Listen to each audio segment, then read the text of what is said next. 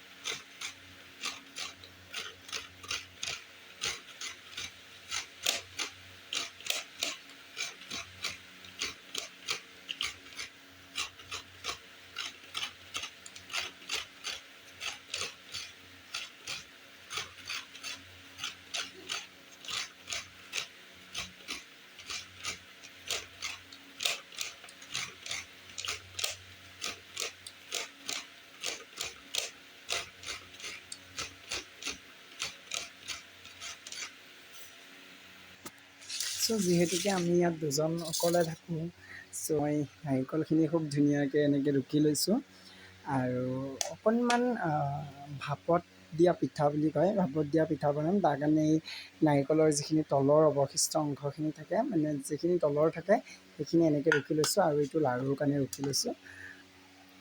এইবাৰ শিলচৰত বিহু। আপোনালোকেও ভিডিঅ'টো শেষলৈকে চাব।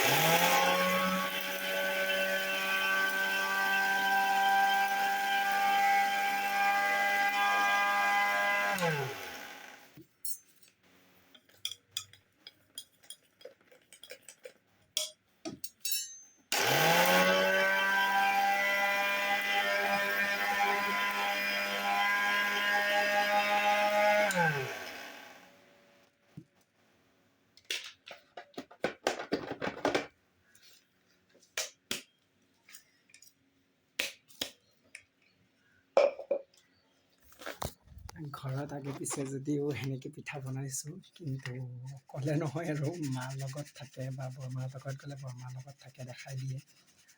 জানো বাৰু, নজনা নহয়, তথাপিও মানে অকণমান প্ৰথমবাৰ অকলে সাহস কৰিছোঁ, ভয় লাগিছে। যিহেতুকে অসমীয়া, বিহুত মানে পিঠা বা লাড়ু কিবা এটা নহ'লে বিহু নিচিনা নালাগে। আৰু এয়া অকণমান মানে চাউলখিনি মিক্সিতে পিচি লৈছোঁ, যিহেতুকে গাঁও নহয়, ঢেঁকী নাই, ঘৰৰ ফালতো ঢেঁকীতে পিছোঁ, ঢেঁকীতে খুন্দোঁ, ইয়াততো ঢেঁকী নাই।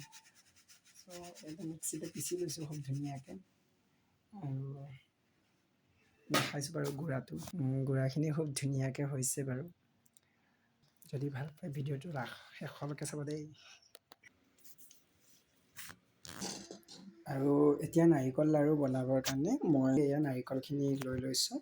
আৰু ইয়াতে যিহেতুকে এটা আৰু আধা নাৰিকল আছে, এতিয়া মই ইয়াতে চেনি মিক্স কৰি পেলাই অলপ সময় থৈ দিম।